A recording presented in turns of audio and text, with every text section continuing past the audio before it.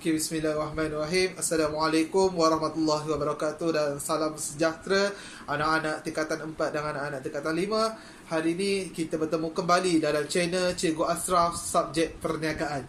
Okey, anak-anak, hari ini cikgu nak bercerita berkenaan dengan bab 2 iaitu trend semasa perniagaan dalam topik 2.1 iaitu peranan kerajaan dalam mengatasi isu-isu tempatan dan isu-isu tempatan negara dan serantau. Okey, hari ini kita akan masuk pada muka surat cikgu akan cover buku teks. Muka surat 71, 72, 73, 74 anak-anak. So kita akan masuk dalam konteks. Kalau sebelumnya awak dah belajar tentang peranan kerajaan dari segi undang-undang, kamu akan belajar peranan kerajaan pusat dalam dua lagi aspek, iaitu aspek kewangan dan yang kedua aspek aspek kewangan dan yang kedua ialah aspek perkembangan aktiviti perniagaan.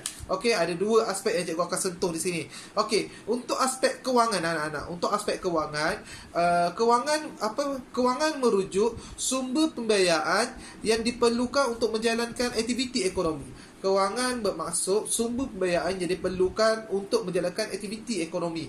Okey, dalam konteks ini, kerajaan memainkan peranan yang sangat penting untuk membantu usahawan mendapat sumber pembiayaan. Manakala bank negara pula berperanan sebagai memastikan semua aktiviti perniagaan selaras dengan dasar kewangan. Itu peranan bank negara. Cikgu dah sentuh peranan kerajaan memastikan usahawan ini mendapat sumber pembiayaan, manakala peranan bank negara pula memastikan semua aktiviti perniagaan selaras dengan dasar kewangan. Okey, apa agensi kerajaan yang memberi bantuan kewangan ni? Okey.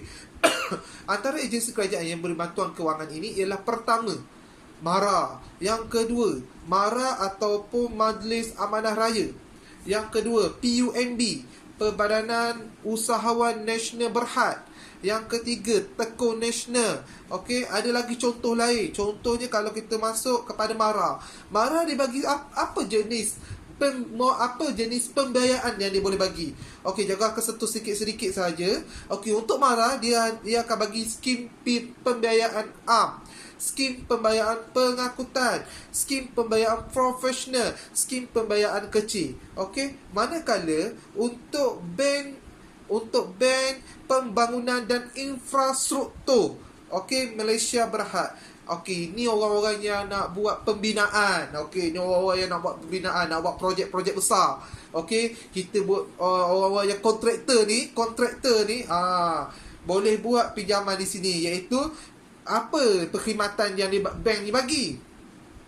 Bank pembangunan ni bagi perkhidmatan menyewa jentera, lori ke, traktor ke, blozer ke, okey, cash ke, crane ke, okey, projek pembangunan, pembelian aset, bimbingan pengurusan dan keusahawanan. Okey, agensi yang ketiga dia bagi apa? Dia bagi amanah ikhtiar ni. Amanah ikhtiar dia bagi skim pembiayaan ikhtiar, skim pembiayaan ikhtiar ibu tunggal. Ni untuk orang kampung ni. Okey, amanah ikhtiar orang bagi. Kalau orang kampung sebut amanah ikhtiar ni dia tahulah. Okey, untuk bantuan makcik-makcik Kiah nak buat goreng pisang, boleh mohon dekat situ. Okey, Pak Man nak minta untuk buat burger, kedai burger, pun boleh mohon. Okey, seterusnya yang keempat ni special sikit. Nama dia Credit Gratuity Corporation Malaysia Berhad. Ni dia bagi kamu kemudahan kredit. Okey, skim apa pembiayaan dia bagi?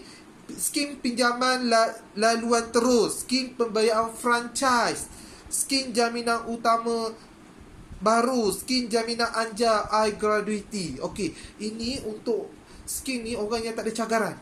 Siapa yang tak ada cagaran? Cagaran ni apa, cikgu? Cagaran ni tanah. Apa lagi nak cagar apa? Cikgu, saya boleh cagar tak? Kereta saya? Tak boleh. Kereta nilai dia semakin turun. Awak tak boleh cagar. Mencagar benda yang nilai semakin naik.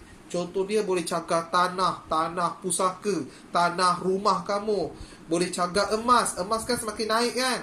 Itu perkara-perkara yang boleh dicagar. Okey, tapi dengan kredit gratuiti ni, awak tak perlu buat cagaran, awak tak perlu bagi pun. Bukan semua orang ada tanah, betul tak? Bukan semua orang ada tanah.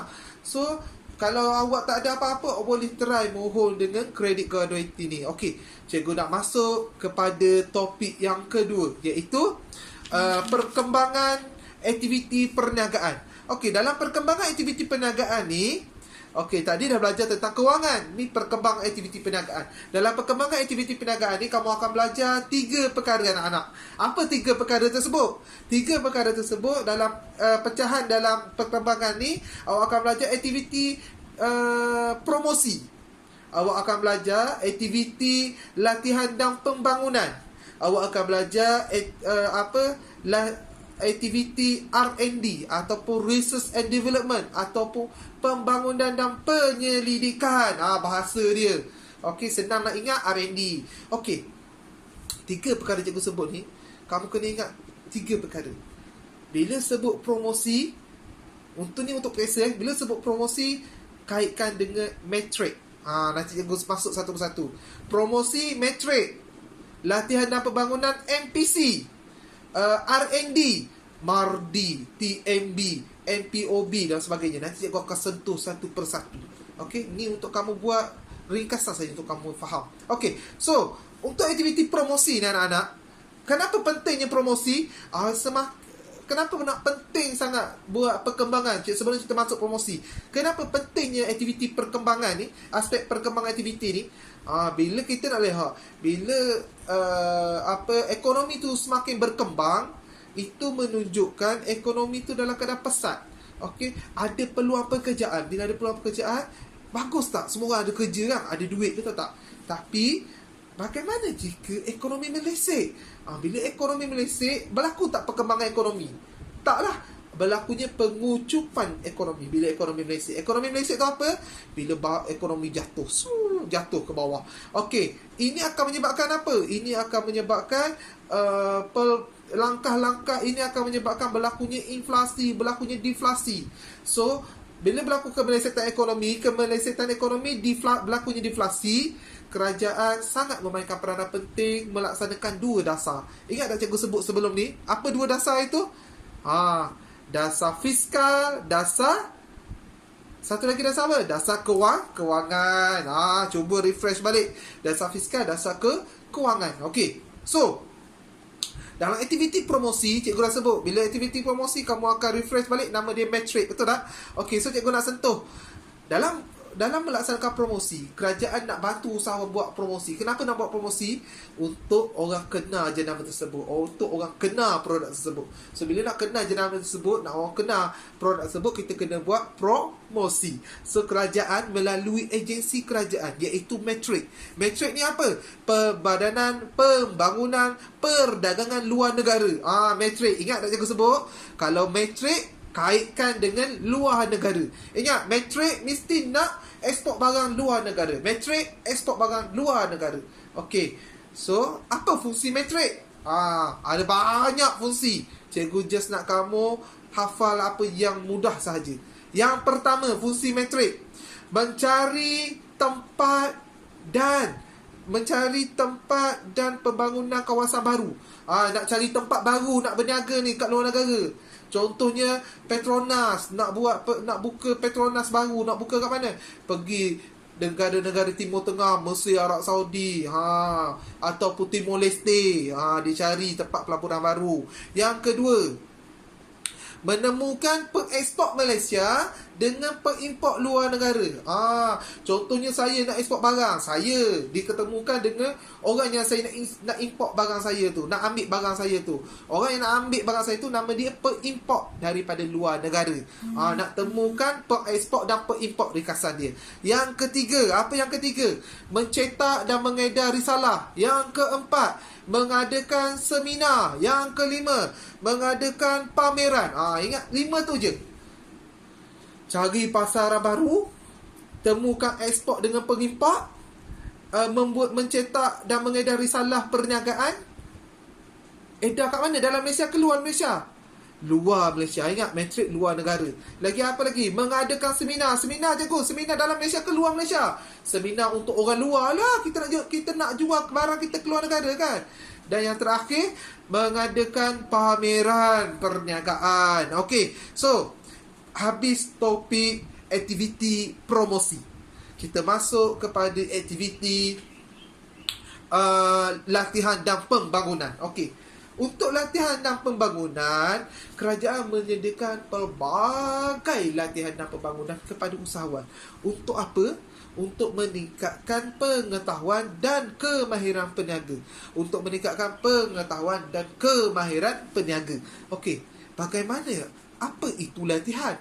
Apa itu pembangunan, cikgu?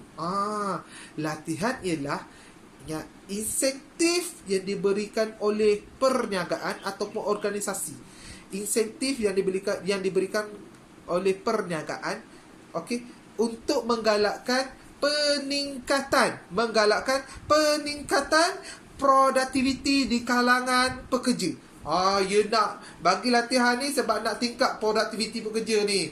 Daripada tak reti buat mesin ni, dah pandai buat mesin ni. Nak tingkat produktiviti ni, nak pekerja tu lebih proaktif bekerja. Lagi cemerlang bekerja, produktif kan. Okey. So yang kedua, kalau tu latihan, apa pula pembangunan, cikgu? Pembangunan ialah insentif. Insentif yang diberikan oleh organisasi atau perniagaan untuk meningkatkan kemahiran, pengetahuan dan kebolehkerjaan pekerja dari semasa ke semasa. Latihan ni bagi sekali je. Pembangunan ni ongoing proses. Okey, ambil jangka masa panjang. Agak-agak kalau kamu belajar 1 hari ni belajar, kamu dah pandai terus ke? Tak kan? Sebab tu kena ada pembangunan.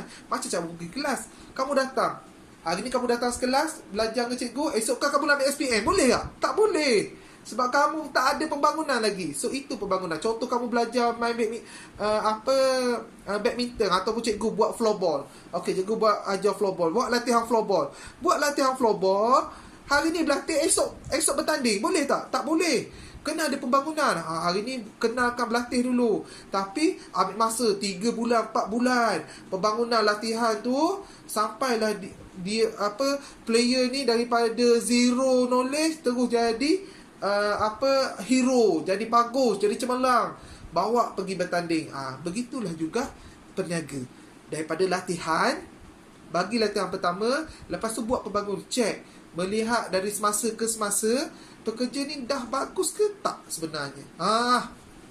So, siapa yang bagi latihan? Kalau agensi kerajaan, nama dia, siapa yang bagi latihan kalau agensi kerajaan? Nama dia MPC ataupun Malaysian Productivity Corporation. MPC. MPC je cikgu? Ya, MPC. Cikgu dah sebut tadi kan, MPC. So, apa fungsi MPC? Fungsi MPC ni menyediakan input dalam bidang produktiviti dan kuantiti serta meningkatkan pembangunan sumber tenaga kerja. Siapa tu sumber tenaga kerja? Siapa itu sumber tenaga kerja? Pekerja ataupun orang. Okey. Apa MPC ni bagi, cikgu? MPC memberikan latihan seperti latihan khusus keusahawanan, khusus pengurusan dan kawalan kualiti.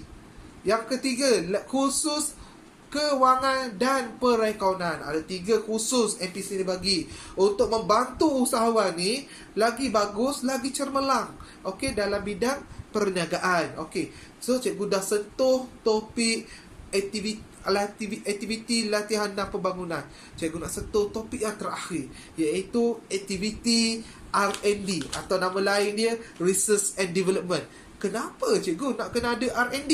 R&D ni apa? R&D ni kita buat produk baru ataupun kita menambah baik produksi yang ada. So, kenapa nak kena ada R&D? Untuk memastikan, untuk memberi bantuan, kerajaan memberi bantuan kepada usahawan untuk meningkatkan, menjana kreativiti dan inovasi dalam memakin dalam memakin kejayaan dalam dunia perniagaan. Ingat, kreativiti cipta produk baru, inovasi membaik pulih produk sedia ada untuk jadi yang terbaik atau lebih bagus. Apa agensi kerajaan yang terlibat dalam R&D ni? Okey, kalau kita tengok dekat sini, ada Mardi. Mardi buat R&D untuk apa? Mardi buat R&D untuk pertanian. Okey, lagi ada apa? Sirim. Sirim buat R&D untuk apa? Untuk barang-barang elektrik. Lagi apa lagi? MPOB. MPOB ni untuk apa? Untuk R&D kelapa sawit. Kelapa sawit buat minyak sawit. Lagi buat apa lagi? Buat daripada kelapa sawit buat benda lain lagi. Macam-macam lah. Minyak sawit, minyak masak, minyak untuk buat produk lain, minyak wangi dan sebagainya. Okey, untuk daripada minyak sawit buat produk kesihatan dan sebagainya. Selain itu, apa lagi nama dia? TMB Research. Itu adalah golongan-golongan agensi-agensi kerajaan yang memberi bantuan R&D kepada usahawan. So, itu saja untuk pembelajaran kita pada hari ini. Cikgu rumuskan pembelajaran hari ini melibatkan 2 topik besar, iaitu aspek. Kita dah belajar 3 aspek. Aspek pertama, perundangan. Kamu dah belajar sebelum ini. Okey, kamu belajar hari ini aspek kewangan. Aspek yang ketiga iaitu perkembangan ekonomi. Kewangan, kita ingat agensi apa yang ada kat kewangan? Ada MARA, ada Tekun, ada Amanah Ikhtiar, ada Bank Pembangunan, ada Kredit Gratuiti, betul tak? Kamu kena ingat yang tu. Manakala di bahagian aktiviti perkembangan, kamu belajar 3 perkara, iaitu aktiviti promosi, aktiviti latihan dan pembangunan, dan yang terakhir aktiviti R&D. Promosi metrik, R&D latihan dan pembangunan, MPC metrik, Mardi, MPOB, TMB Research, Sirim. Itu adalah orang-orang agensi-agensi kerajaan yang membantu usahawan untuk lebih berjaya dalam bidang perniagaan. So, itu saja daripada cikgu. Sekian, terima kasih. Assalamualaikum warahmatullahi wabarakatuh. Cikgu Ashraf, Guru Perniagaan.